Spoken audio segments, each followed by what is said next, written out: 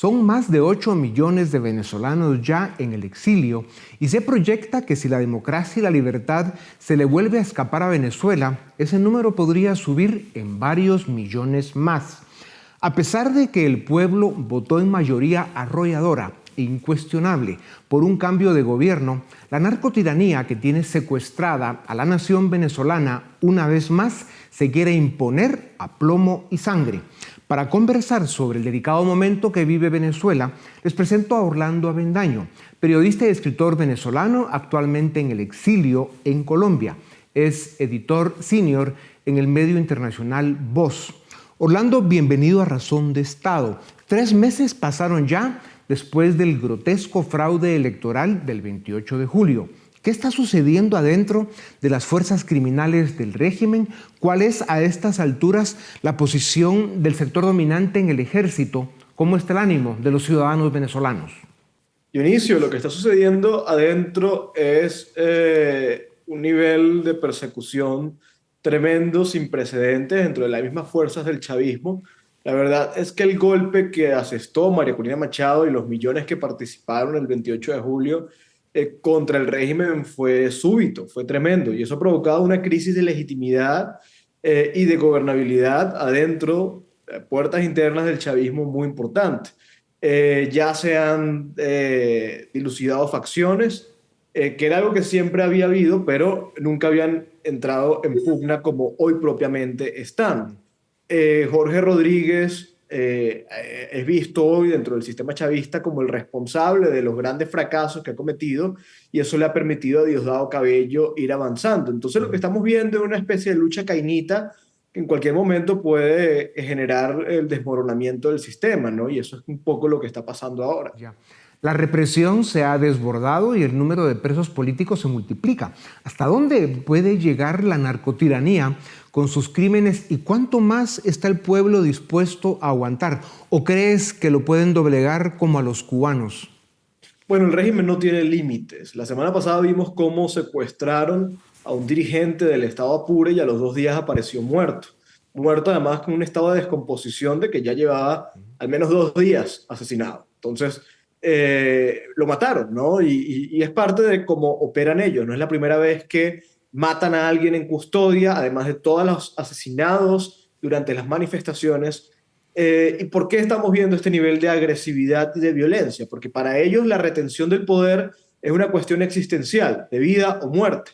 Entonces van a transgredir todos los límites posibles para retener ese poder. Los ciudadanos lo saben, la gente lo sabe, y aún así se ha arriesgado en varias ocasiones, se arriesgó el propio 28 de julio, y yo creo que la gente, el hecho de que hoy, 25 años luego de esta tiranía, luego de varias épocas de asesinatos de manifestantes, etcétera, la gente siga firme, es una muestra de que los venezolanos no se han sometido al sistema.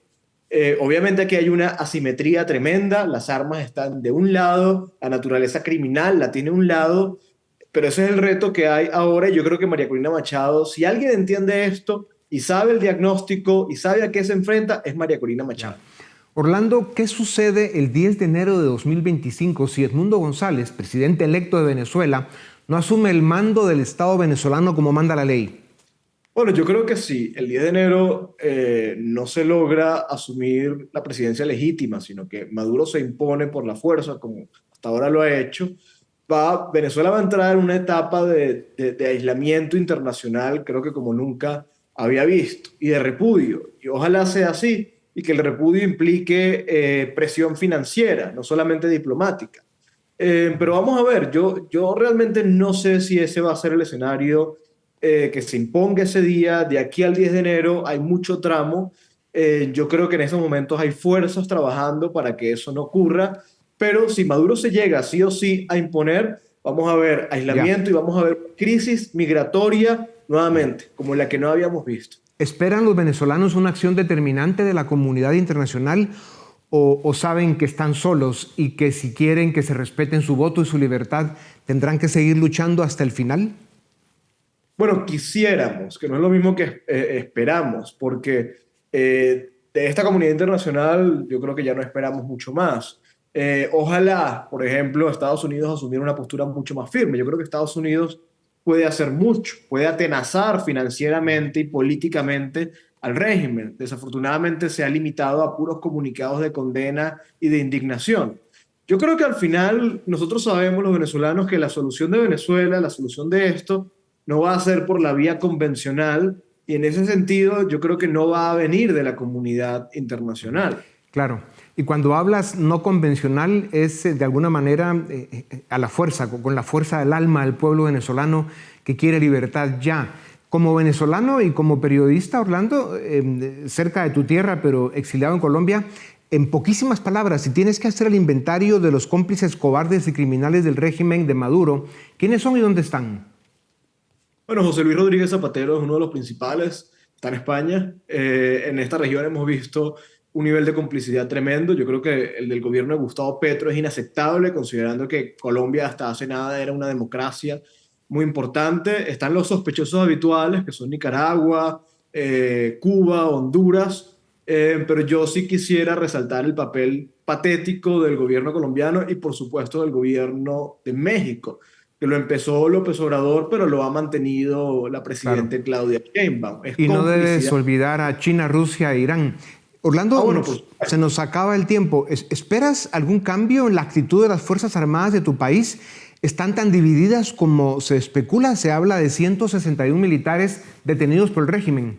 yo no creo que estén divididas, yo creo que la mayoría desprecia este régimen. En los centros electorales donde votaba la Fuerza Armada, Edmundo González Urrutia ganó en la misma proporción que por fuera. El problema es que no se ha dado el momento para que el riesgo, porque implica un riesgo muy grande, expresarse, pues valga la pena. Ahora, ese escenario es el que se aspira a construir y el que yo creo que hay fuerzas trabajando para que se construya. Ya. Si solo el pueblo salva al pueblo, ¿hasta dónde debe estar dispuesto a llegar el pueblo venezolano para rescatar su libertad? ¿Qué costo debe pagar?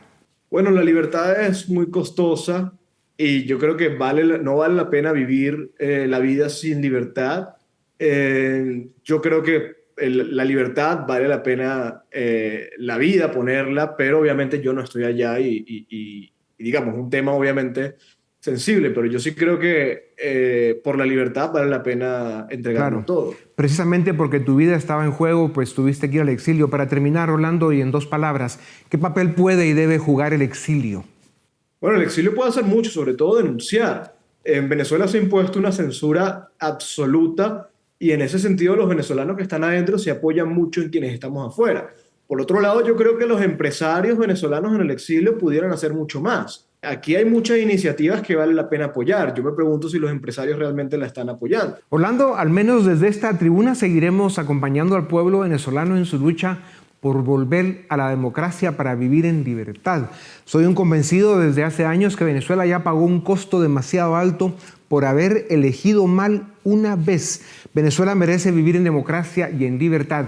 Gracias por tu tiempo, Orlando. A ustedes también gracias por acompañarnos una vez más. Esto es Razón de Estado.